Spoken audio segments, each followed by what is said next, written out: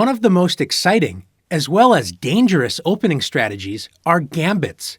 The gambit player often sacrifices one or two pawns, or even at times an entire piece, to rip open lines and try to gain a huge lead in development to overwhelm the opponent with an irresistible attack.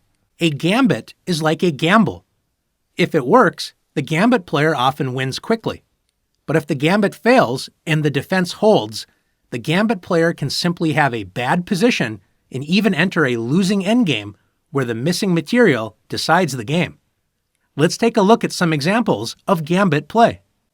After e4, e5, and f4, this opening is known as the king's gambit. White gambits the f-pawn, allowing e takes f4, in order to gain more central control with d4. White also hopes to take advantage of not having a white pawn on the f-file to use that file to attack with rooks and a queen later in the game. The king's gambit is risky, not only because it sacrifices a pawn, but it also opens up white's king to possible attack on the e1 to h4 diagonal. After accepting the gambit pawn, black is already threatening queen h4 check, so white typically plays knight to f3, developing a piece and protecting the h4 square from attack. White's goal is to develop quickly and set up an attack before black can complete development. If white succeeds, white will often win with quick attacks. If white is unable to break through black's position, black will often be up material, have a safer king, and enjoy a better position. Another gambit for white that sacrifices even more material is known as the Danish gambit. It begins after d4. After e takes d4, white offers another pawn with c3. After d takes c3, white develops with bishop c4, offering another pawn. After c takes b2 and bishop b2, white has sacrificed two pawns to open the long dark squared diagonal a1 to h8. And white now has two bishops already developed and pointing toward black's kingside. White's pawn on e4 also controls good central space, so black must be careful as black does not have any pieces developed. As black is so far behind in development, one popular plan is to return at least one of the gambit pawns with d5. This opens up black's light-squared bishop, and it also attracts white's bishop to d5, where it will later be attacked by knight f6. This will help black catch up in development. It's important to remember that when you play against a gambit and accept material, one effective strategy is to return some of the material to catch up in development and slow down your opponent's attack. Since e takes d5 would block the light-squared bishop's attack on black's weak f7 square, and queen takes d5 would offer a trade of queens, usually not a good way to continue in attack, white usually plays bishop takes d5. And after knight f6, black's first piece is developed. Notice that black's king is overworked.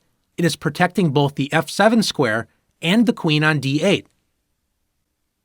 White has the nice deflection tactic, bishop takes f7 check. This is why gambit play can be so dangerous. When your opponent gains a lead in development, these tactics often appear. It turns out, however, that black has not blundered, because black has a clever trick prepared after king takes f7 and queen takes d8. Black loses a queen for the moment, but notice that the white queen is lined up with black's bishop and rook. Can you find a discovered attack that regains the queen for black? That's right. After bishop b4 check, black's bishop checks the king and reveals the rook's attack on white's queen. White's best move is to play queen to d2, gaining more material before the doomed queen leaves the board. After bishop takes d2 check, knight takes d2, and rook e8. The wild gambit play has settled down where both sides have equal material in this queenless middle game. Not all opening gambits are played by white.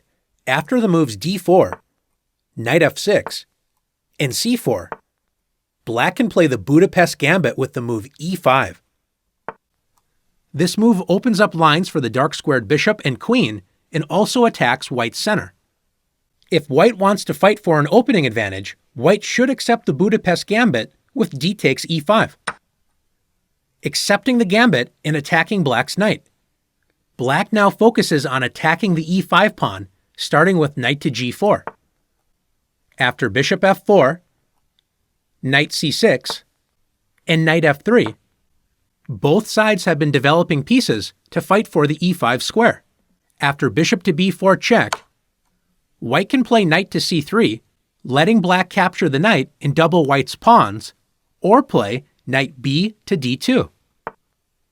This is a solid move for white, but white must be on the alert for one deadly tactical trick that black will try. After queen to e7, black adds a third attacker to e5 and also lines up with white's king on the e-file. A simple way to play for white is to play e3, bishop e2, and castle kingside, returning black's gambit pawn on e5. Like most other gambit lines that black can play, white should have the better chances by developing sensibly and staying alert for tricks. But sometimes white plays a3, trying to unpin the knight on d2. Black now has the surprising knight g takes e5, completely ignoring white's threat. White will still be just fine after knight takes e5 and playing e3. But if white insists on capturing black's bishop with a takes b4, black can now win the game in one move.